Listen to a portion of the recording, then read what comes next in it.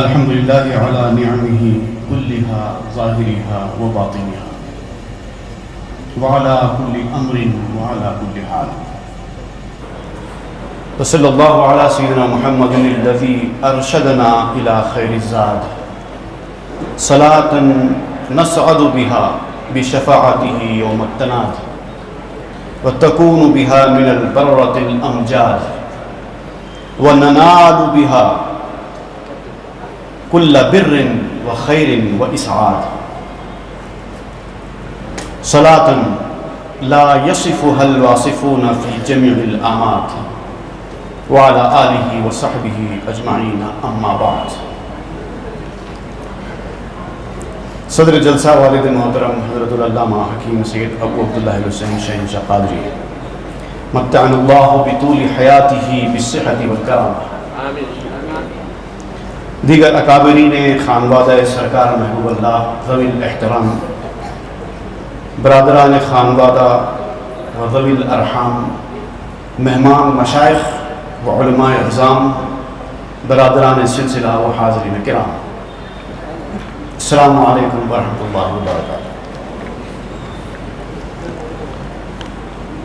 میرا آج کا موضوع ہے حضرت سید محمد صدیق حسینی عارف علیہ الرحمہ کی شخصیت آپ کی شاعری کی روشنی میں.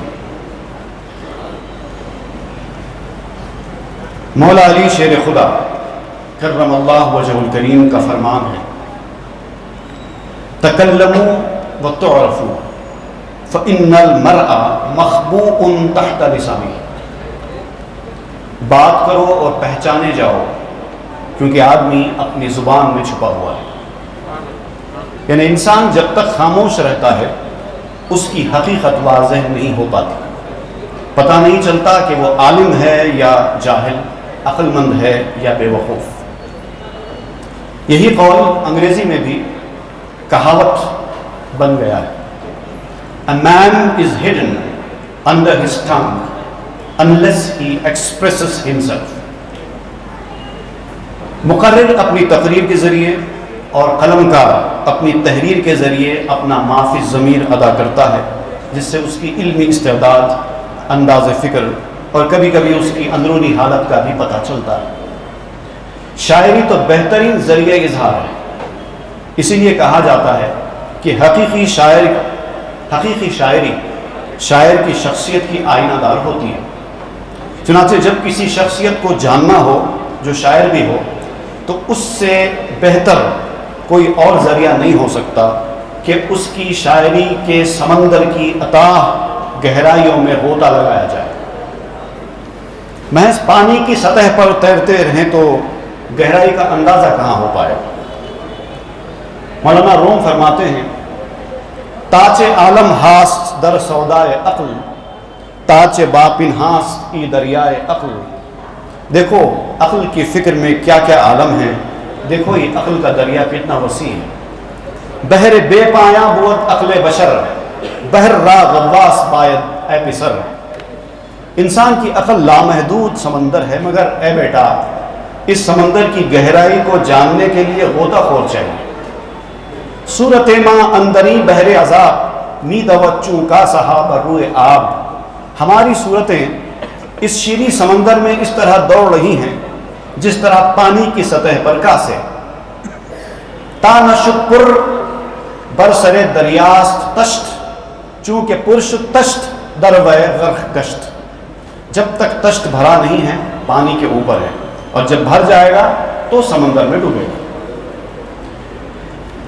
الطاف حسین حالی نے اکابرین سلف کے تخیلات کے مجموعوں کو صحف آسمانیہ سے تشبیہ دی. کہتے ہیں سلف لکھ گئے جو قیاس و گمان سے صحیفے ہیں اترے ہوئے آسمان سے. یہ جب محض قیاس اور گمان سے نکلے ہوئے جذبات حالی کی نظر میں یہ مقام رکھتے ہیں تو زندگی کے تجربات کی ترجمانی کا کیا حال ہوگا. اور پھر الہامات ربانی تو اس سے بہت آگے کی چیز ہے، جس کا راز تعلق فیضان سے ہوتا ہے. خود خوی تر بود خود خوی تر می بوت خمرے کہن خاصا آن خمرے کے باشد ملدن. یہی وجہ ہے کہ اہل دل کی شاعری کو نقد نظر سے بالا تر سمجھا جاتا ہے. چنانچہ حضرت عارف علیہ الرحمٰ نے اپنے مجموعہ کلام نغمہ فطرت کے پیش لفظ میں لکھا تھا، ناقدین کے نقد نظر سے مرزا غالب اور مومن و سودا جیسے اساتذہ سخن نہ بچ سکے تو مجھ جیسے کا کیا مقام؟ البتہ اگر کوئی میرے اشعار کا لطف اٹھانا چاہتا ہے تو وہ پہلے دل لگائے پھر اشعار کا مطالعہ کرے، انشاءاللہ ایک ایک شعر پسند آئے۔ اہل طریقت کے پاس دنیا نہایت ہی گھٹیا اور بے وقت چیز کا نام ہے۔ وہ دنیا سے دل لگانے کو توہین بندگی سمجھتے ہیں، وہ موت کو یاد کرتے رہتے ہیں تاکہ اس کی تیاری کر سکیں۔ حضرت ابن عمر رضی اللہ عنہما سے مروی ہے کہ رسول اللہ صلی اللہ علیہ وسلم نے ارشاد فرمایا، اکیس المؤمنین اکثرهم ذکرا واحسنهم للموت استعدادا اولئک الاکیاس، یعنی مومنین میں عقل مند وہ لوگ ہیں جو کثرت سے ذکر کرتے ہیں اور جو موت کو اس طرح یاد کرتے ہیں کہ اس کی تیاری کریں، اور یہی لوگ عقل مند ہیں۔ یعنی عقل کا پیمانہ ہی یہی بنایا گیا ہے کہ موت کو یاد رکھیں اور اس کی تیاری کریں۔ اب دیکھیے حضرت عارف علیہ الرحمہ فرماتے ہیں، کب تک یہ تیرے ارماں، یہ تیری خوشی کب تک یہ پریشانی، یہ درد سری کب تک؟ دنیا ہے فریب آگی، دھوکے کے سوا کیا ہے؟ جس عمر پہ غرہ ہے وہ عمر تیری کب تک؟ مل جائے گی مٹی میں ایک روز سبھی دنیا، اس عالم فانی میں رہتا ہے کوئی کب تک؟ ان اشعار میں آپ کی شان فقیری سر چڑھ کر بول رہی ہے، کیونکہ دنیا سے دل بستگی نہ کرنا اور موت کو نزدیک سمجھنا فقراء کا طرۂ امتیاز ہوتا ہے۔ آپ کو اپنی فقیری پر کتنا ناز تھا اس کا اندازہ ان اشعار سے ہوتا ہے۔ فرماتے ہیں، اس فقر میں بھی ٹھاٹھ ہے ایک بادشاہ کا، اس فقر میں بھی ٹھاٹھ ہے ایک بادشاہ کا، جب میرے سر پہ تاج ہے فضل الہ کا۔ مجھ سے سنو جو چاہیے عالم کی داستان، قصہ ہمیں بھی انجم و خورشید و ماہ کا۔ ایسے ہی پرہیزگاروں کو مژدہ سرخ روئی اور دنیا کے پجاریوں کو وعید محرومی سناتے ہوئے قرآن حکیم نے فرمایا، تلک الدار الآخرۃ نجعلها للذین لا یریدون علوا فی الارض ولا فسادا والعاقبۃ للمتقین۔ اسلام میں صبر و رضا کی اہمیت اس سے ظاہر ہوتی ہے کہ قرآن کریم میں صبر کا ذکر کوئی 70 سے زیادہ بار آیا ہے۔ امام غزالی رحمۃ اللہ علیہ نے کیمیائے سعادت میں حضرت علی شیر خدا کا یہ قول نقل کیا ہے کہ ایمان میں صبر کی مثال ایسی ہے جیسے بدن میں سر ہو، گویا جس کا سر بدن سے الگ ہو جائے وہ ہلاک ہو جاتا ہے۔ ترمذی شریف میں حضرت ابن عباس رضی اللہ عنہما سے روایت ہے کہ الصبر علی ما تکرہ خیرا کثیرا، جس چیز کو تم پسند نہیں کرتے اس پر صبر کرنے میں بہت بھلائی ہے۔ اور صوفیہ کے نزدیک صبر کو ترک کر کے نوحہ گناہ ہونا حجاب ہوتا ہے۔ دیکھیے حضرت عارف نے اپنی شخصیت کے اس پہلو کو کس قدر خوبصورتی سے نمایاں فرمایا ہے۔ تیرے غم کے آنسوؤں کو میں بجبر کیوں نہ پیتا، تیرے غم کے آنسوؤں کو میں بجبر کیوں نہ پیتا، وہ حجاب بن نہ جاتا اگر اشک بار ہوتا۔ اور پھر جنوری 2015 میں،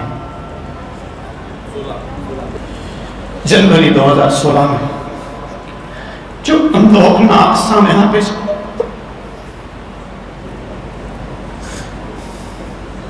اور جس طرح کی صبر و ضبط کا مظاہرہ حضرت عارف نے کیا وہ کسی سے ڈھکا چھپا نہیں۔ فرماتے ہیں، مختار ہیں وہ جو چاہے کریں، مجبور ہیں ہم خاموش رہیں۔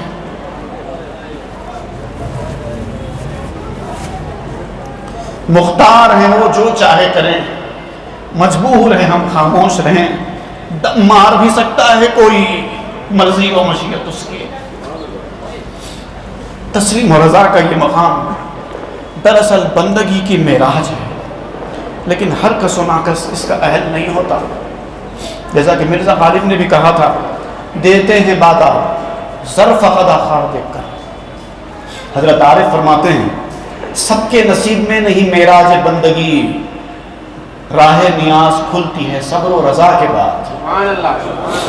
جو لوگ صبر و رضا کی دولت سے محروم ہوتے ہیں وہ زندگی میں ہر ڈگر پر مضطرب اور بے قرار ہوتے ہیں۔ دنیا طلبی کے راستے پر چل کر آرزوؤں اور خواہشات کے دلدل میں پھنستے ہی چلے جاتے ہیں، اور ان آرزوؤں اور خواہشوں کے بر آنے کی تمنا لیے چاپلوسی اور ضمیر فروشی جیسے اخلاق رذیلہ کو اختیار کرنے سے تک دریغ نہیں کرتے۔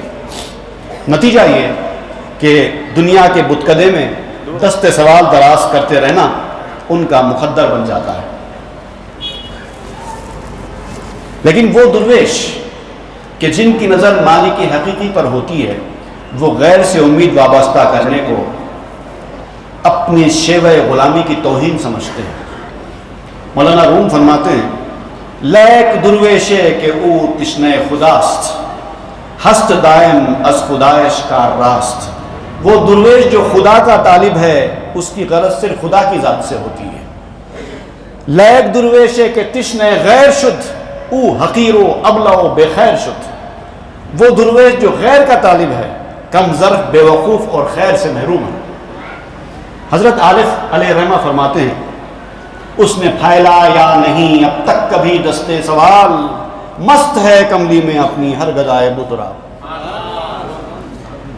اس یقین کامل، توکل و خودداری اور اٹوٹ وابستگی نے آپ کو نہایت مثبت سوچ کا حامل بنا رکھا تھا۔ دراصل منفی سوچ انسان کی ایک نفسیاتی کمزوری ہے جس سے آپ پوری طرح محفوظ تھے۔ ایک مرتبہ آپ نے مجھ سے پوچھا کہ کیا کوئی تازہ کلام ہوا ہے، تو میں نے وہ تضمین سنائی جو حضرت سیدی سید محمد عثمان حسینی فائق علیہ رحمۃ اللہ رضوان کی مشہور نعت شریف دل کچھ ایسا طلب یار میں جاتا ہے مچل پر ہوئی تھی۔ آپ نے تضمین کے تمام مصرے پسند فرمائے، لیکن ایک مصرع تھا یاد ہوتی نہیں آتی بھی نہیں مجھ کو اجل۔ اس پر آپ نے فرمایا کہ موت کو یاد کرنا اچھا ہے لیکن موت کی تمنا منفی سوچ کی علامت ہے، اس کو بدل ڈالو۔ چنانچہ میں نے وہ مصرع بدل دیا۔ اس سے معلوم ہوا کہ آپ شاعری میں بھی منفی انداز فکر کو پسند نہیں فرماتے تھے۔ مثبت سوچ کے دو رخ ہوتے ہیں، ایک خالق کی طرف ہے کہ اس سے لو لگانا اور ہر چیز اس کے حوالے کر کے مطمئن ہو جانا۔ فرماتے ہیں اس رنگ پر ہے فخر مجھے جس میں تم رنگو، ہے اختیار تم کو سفید و سیاہ تھا۔ دوسرا رخ مخلوق کی طرف ہے کہ اس سے بے نیاز ہو جانا، اس طرح کہ مدح و ستائش کی کوئی تمنا نہ رکھیں، مدد و نصرت کی امید نہ جوڑیں اور کسی بھی قسم کے توقعات وابستہ نہ کریں، بلکہ اگر دنیا مخالفت بھی کرے تو دل گرفتہ نہ ہو۔ فرماتے ہیں لاکھ بادل مخالف چلے غم نہیں، میں پریشان ہوا ہوں نہ ہوگا کبھی، اس کا دامن ہے عارف میرے ہاتھ میں، لا تخف جس نے ارشاد فرما دیا۔